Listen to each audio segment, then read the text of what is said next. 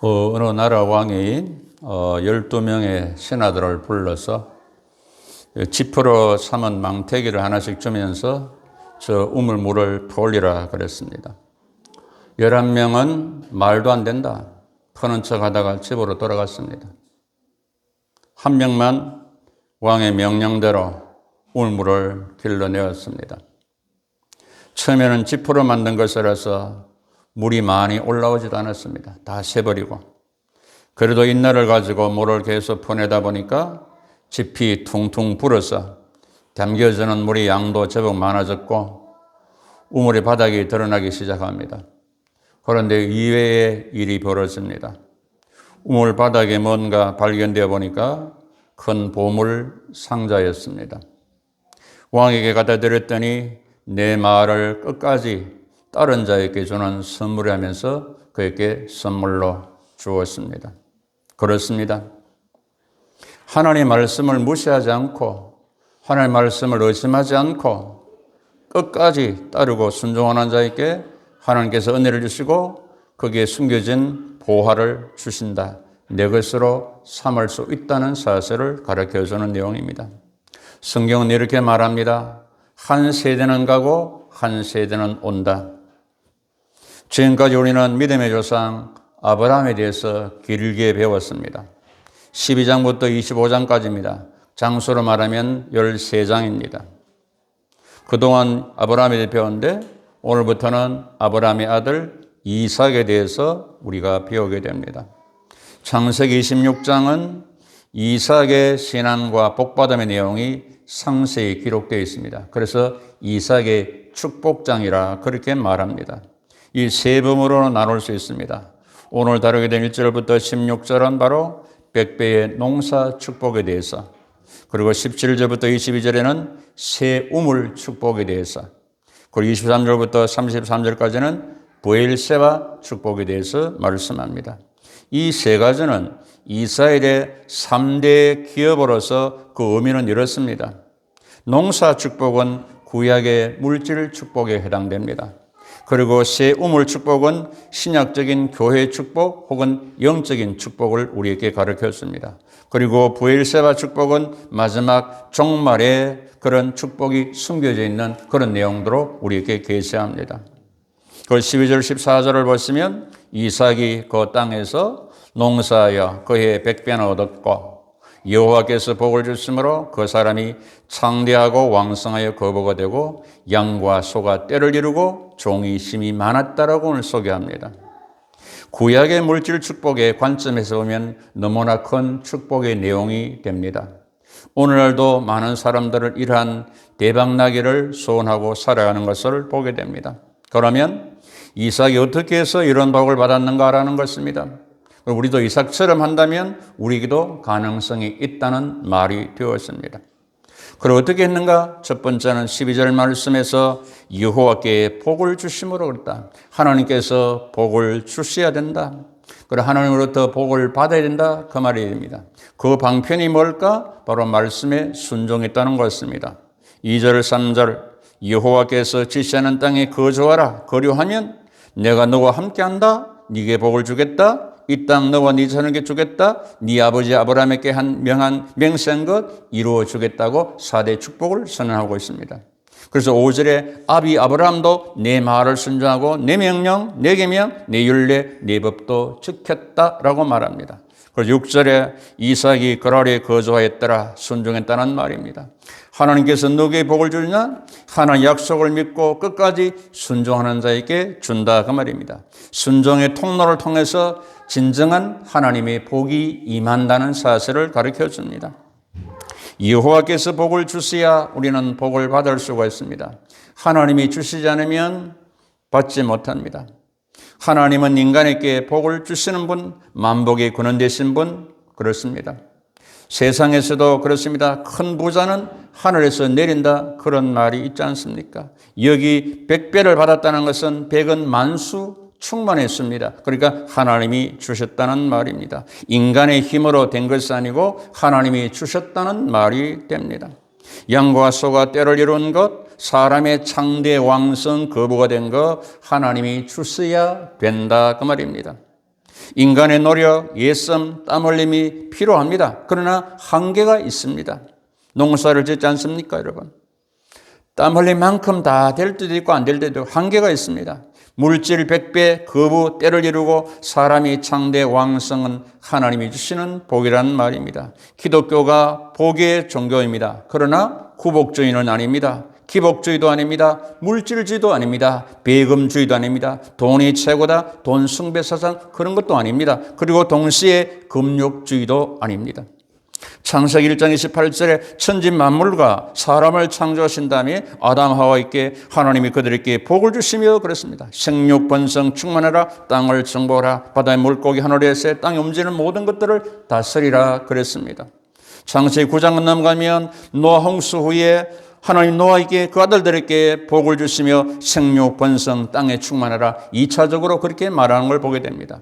창세기 12장에 와서 하나님께서 아브라함에게 내가 너로 큰 민족을 이루고 네게 복을 주어 네 이름을 창대하리라, 너는 복이 될지라라고 말합니다. 그러니까 창세기에서 3조상이 나옵니다. 아담 혈통의 조상입니다. 노아 의인의 조상입니다. 아브라함 믿음의 조상입니다.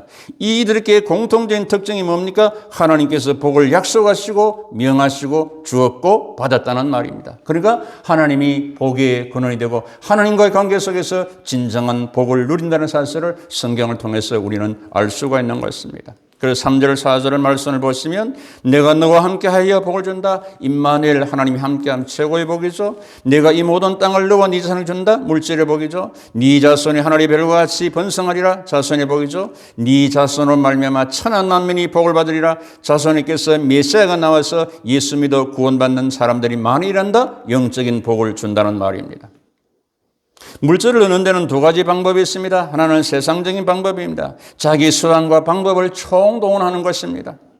도둑질도 하고 세금 포탈도 하고 털법도 하고 불법도 하고 투기도 하고 결국 영혼이 내 것이 되지 않고 불행하게 되고 그런 끝이 안 좋은 것을 우리는 보게 되었습니다. 신앙적인 방법이 있습니다. 믿음으로 살아서 성실히 일해서 하나님의 은혜로 물질을 받는 것입니다. 하나님 주신 물질이 진정한 복이 되어진다는 것입니다. 그래서 에레미야 17장에서 불의로 치부하는 자는 자고새가 낳지 않은 알을 품 같아서 그의 중년에 그것이 떠나가겠고 마침내 어리석은 자가 된다라고 말합니다. 적은 소득이 공의를 겸하면 많은 소득이 불의를 겸보다 나으리라. 여호와께서 주는 복은 말씀을 사람을 부하게 하고 근심을 겸하여 주지 아니한다라고 성경은 우리에게 가르쳤습니다. 그리고 우리는 하나님부터 은총과 복을 받도록 해야 된다는 것입니다. 이삭이 살던 시대에 흉년이 기근이 들어 살기가 어려웠습니다. 1절에 아브라함 때에 첫 흉년이 들고 그 땅에 또 흉년이 들매 그렇습니다. 이삭이 흉년을 만났는데도 거부가 되었습니다. 어떻게 해서 흉년에도 거부가 되었는가? 그 해답은 어려워도 순종했기 때문입니다. 우리는 어려우면 순종하지 않습니다. 인간 계산으로 그렇게 하죠. 세상 방식대로 살지 않고 내 방식대로 살지 않고 하나님의 방법대로 살았다라는 사실입니다. 누구에게나 기근은 흉년은 환난은 만나게 됩니다. 이때라도 말씀대로 살아가야 됩니다. 2절 여호와께서 이삭에게 나타나실 때 애굽으로 내려가지 말고 내가 네게 지시한 땅에 거주하라. 애굽으로 내려가지 말고 세상으로 내려가지 말고 네 방식대로 살지 말고 약속의 땅에 거하라. 하나님의 방법으로 살라라는 사실입니다. 3절에 이 땅에 거류하면 2절 말씀대로 하면 내가 너와 함께 있어 네게 복을 주고 내가 이 모든 땅을 너와 네 자손에게 주리라. 당시 형편상 흉년이 들면 곡창지대인 애굽으로 갈 수밖에 없어요. 상황적으로 그렇지 않습니까? 곡식이 떨어지면 쌀이 떨어지면 곡식이 쌀이 있는 곳으로 가야 당연하지 않습니까? 가나안에 머물면 굶을 죽을지도 모릅니다. 그런데 하나님께서는 애굽으로 내려가지 말라. 내가 지시하는 땅에 거주하라. 여기서 우리는 선택을 해야 됩니다. 기금한 형님은 여기 살 것이냐 쌀 구하러 갈 것이냐. 여기는 선택을 해야 됩니다. 신앙이냐 불신앙이냐 세상 방식이냐 하나님 방법이냐 순종이냐 불순종이냐 기로에 있었습니다. 그게 하나를 선택해야 됩니다. 하나님께서 말씀해 주십니다. 내 말에 순종할 때 내가 함께 하겠다. 내가 복을 준다. 내가 네 자손에게 땅을 준다. 내가 한다고 하나님이 하신다고 말씀하지 않습니까? 기근 때, 흉년 때도 순종하라는 것이 오늘 본문이 우리에게 가르쳐 줍니다. 시편 111편에서 여호와께서 자기를 경외하는 자들에게 양식을 주시며 그의 언약을 영원히 기억하시로다 그랬습니다. 이삭은 어느 쪽을 택했습니까? 애굽이 아닌 하나님이 지시한 땅을 선택했습니다. 하나님의 말씀을 순종했다는 말입니다. 6절 이삭이 하나님이 지시한 그랄에 거주하였으며 그렇습니다. 지시한 대로 했다는 사실입니다. 애굽으로 가지 않고 하나님이 지시한 땅에 거주했습니다. 순종했다는 말입니다. 12절 말씀에 이삭이 그 땅에 거주한 그 지시한 땅에 농사하여 그의 백배나 받았고 여호와께서 복을 주심으로 창대 왕성하여 마침내 그 복이 되어 어려워도 하나님 말씀에 순종할 때 하나님의 복이 임하게 되어졌음을 말씀합니다. 구약의 신명기 28장 축복장을 잘 아시죠? 네가 네 하나님 여호와의 말씀을 삼가 듣고 내가 네게 명령하는 그 모든 명령을 지켜 행하면 네 하나님 여호와께서 너를 세계 모든 민족에 뛰어나게 하고 네가 네 하나님 여호와의 말씀을 청종하면 모든 복이 네게 간다. 성읍에서도 들에서도 토지 소산 짐승 소 양에 복을 받을 것이고 네 광절이 떡반죽 그릇이 복을 받을 것이고 네가 들어가도 복을 받고 나가도 복을 받을 것이라고 신명기 법전에서 하나님께서 우리에게 말씀합니다. 신약에 와서 마태복음 13장에서 마음의 밭을 소개합니다. 길가 같은 밭, 돌밭, 가시떨기 좋은 밭으로 그렇게 설명합니다. 길가 밭 씨를 받지만은 새들이 와서 먹어버렸습니다. 돌짝밭 싹이 나나 뿌리가 없어 말한다. 세상 환난 핍박에 넘어지는 것이라고 후연 설명을 합니다. 가시떨기밭 가시가 기온을 막아버립니다. 세상 염려와 재물 유혹에 넘어가기 때문에 그렇다. 좋은 밭 깨달아서 30배, 60배, 100배로 결신학을 우리에게 가르쳐줍니다. 여기에 좋은 밭을 누가 기자는 누가복음 8장 15절 이렇게 설명합니다. 착하고 좋은 마음으로 말씀을 듣고 그러니까 마음으로 말씀을 듣고 받았다. 말씀을 듣고 굳게 지켜서 마음의 말씀을 간수하고 지키고 깨닫고 그리고 인내로 결실했다. 인내로 기다려서 결실했음을 설명해 주고 있습니다. 그리고 바클레이라는 학자는 오늘 주경학자는 착한 마음밭을 이렇게 해석했습니다. 비 오기를 즐거워하는 마음이다. 사모하는 심령이다 그랬습니다. 들을 받을 준비가 되어 있는 마음이다. 깨끗한 그릇을 준비하고 청종할 마음이 되어 있다. 이해력 있는 마음이다. 깨달음 아멘하는 사람이다. 듣고 깨달은 바를 행동으로 옮기는 것이다. 순종. 그래서 열매 결실을 한다고 우리에게 설명을 해주고 있습니다. 하나님 말씀에 순종하지 않음에도 불구하고 물질을 받은 것은 진정한 하나님의 복이 아닙니다. 그것 때문에 결국은 하나님을 무시하고 하나님 대적하다가 불행하게 될 수도 있다는 사실을 우리는 깨달아야 된다는 사실입니다. 하나님께서 왜 이삭을 애굽으로 내려가지 말라 했겠습니까? 이삭의 아비 아브라함이 실패한 경험이 있기 때문입니다. 아브라함도 흉년을 만났죠. 그때 아브라함은 애굽으로 갔어요. 내려갔어요. 거기서 큰 실수를 하게 되죠. 몸종 하가를 취하게 되고 이스마엘을 낳게 되죠. 결국 나중에 그 이스마엘을 내쫓아라. 평생 고통에 시달렸습니다. 지금 중동 문제의 근본이 뭡니까? 아브라함이 하가를 취하고 이스마엘을 낳았기 때문 아닙니까? 아브라함의 실수를 보신 하나님께서 이삭에게 애굽으로 내려가지 말라. 우리 중에도 혹시 육신적인 배고픔을 해결하기 위해서 평생 지울 수 없는 문제를 만드는 사람들이 있을지도 모르겠습니다. 지난주에 배운 배고픔 때문에 팥죽 한 그릇에 장자의 명분을 팔아버린 에사우 같은 사람이 있다는 사실입니다. 애굽은 세속의 타락의 불신앙의 상징입니다. 가나안은 믿음과 교회와 천국의 모형이기도 한다는 사실입니다. 우리가 진정으로 경계될 것은 뭡니까? 내가 진짜 배가 고파서가 아니라 더 많이 먹기 위해서, 더 즐기기 위해서, 더 과시하기 위해서, 더 쌓아놓기 위해서 세상으로 내려가고 있지 않는가를 검토해 보시라는 말입니다. 아니 지금 내려가 있는지도 모릅니다. 진지하게 검토해 보시기를 바랍니다. 믿음의 사람은 위기 상황에서도 하나님의 말씀을 붙들고 인도받아서 살아갑니다. 위기 때, 고난할 때, 기근 때, 흉년 때 신앙의 본성을 알 수가 있습니다. 하나님께 순종하여 얻은 복은 인간적인 방법으로 얻는 복과는 다릅니다. 하나님께서 지시하실 때는 그 자리에, 그곳에, 그 장소에, 그 일에 하나님이 함께하겠다고 약속하셨습니다. 보상을 받는 것이란 말입니다. 우주를 창조하시고 모든 것을 다 소유하시고 동물, 식물을 주신 하나님께서 나와 함께 하실 때 다른 어떤 조건이 필요 없는 것입니다. 주님이 나와 함께 하시면 다 되는 것입니다. 본문에 보시면 부전자전에는 말이 있습니다. 있는 같이 이삭이 실수하는 장면이 나옵니다. 자기 아내 리브가를 누이라고 속이게 됩니다. 자기가 죽을까 봐서 살려고 거짓말을 합니다. 인간의 연약성을 보여주면서 과거 아버지 아브라함이 했던 대로 아들도 따라하고 있다는 사실에 여러분 주목해 보시기를 바랍니다. 먼저 믿는 자 부모의 모범이 책임이 중요함을 다시 한번 깨닫게 됩니다. 암기 과목을 잘못하는 아이가 있어서 엄마가 담임선생님하고 상담을 합니다. 마치 담임선생님이 역사선생님이었습니다. 엄마에게 어머니는 학창시절에 암기 과목이 어땠습니까? 그랬더니 저도 외우지 않아서 죽을 고생을 했습니다. 그렇습니다. 그때 선생님이 역사는 돌고 도는 것입니다. 라고 그렇게 말해 주었다는 것입니다. 내가 지금 어떤 믿음을 쌓아가느냐? 어떻게 기도하느냐, 어떤 삶을 사느냐, 여하에 따라서 가정의 미래가 달라지고 가문이 달라지고 자식이 달라진다는 말입니다.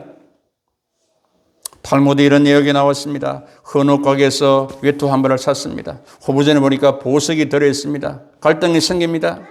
내가 산 옷에 보석이 있으니까 여기 내 것일까? 아니다. 주인이 거기에 있는 거 안 빼고 흥하게 팔았으니까 주인 것이 아닌가? 갈등이 왔다 갔다 합니다. 그때 랍비에게 가서 물어봤습니다. 랍비가 이렇게 말해줍니다. 옷을 산 것이지 보석을 산 것이 아니니 보석을 돌려주어라 말합니다. 그러면서 한 가지 더 보십니다. 보석을 돌려주러 갈 때 자네 자식을 데리고 가시고 같이 가서 그 상황을 교육시키라 그랬습니다. 보석보다 더 귀한 것은 자녀에게 정직을 가르치는 일이고 정직보다 더 귀한 정직할 수 있는 신앙이다. 이 고귀한 신앙을 자녀에게 보여주며 하나님 뜻을 실천한 일은 보석보다 더 귀중하다 그렇습니다. 그러니까 성경은 말합니다. 믿음이 보배라고 말하지 않습니까? 하나님께서는 이삭에 이러한 실수가 있음에도 불구하고 회개하고 순종하니까 복을 주시고 있습니다. 우리도 실수할 가능성이 얼마든지 있습니다. 실수를 했을지라도 그때 회개하고 말씀에 순복하면 회복해 주시는 것이 하나님이라는 사실입니다. 말씀 순종에 철저하면 하나님께서 인정해 주시고 사용하게 됩니다. 하나님께서 높여주시는 것이 진정 높아지는 겁니다. 하늘부터 복을 받는 것이 진정한 복이 됩니다. 오늘 이 13절 말씀을 주목하십시오. 그게 뭐라고 했습니까?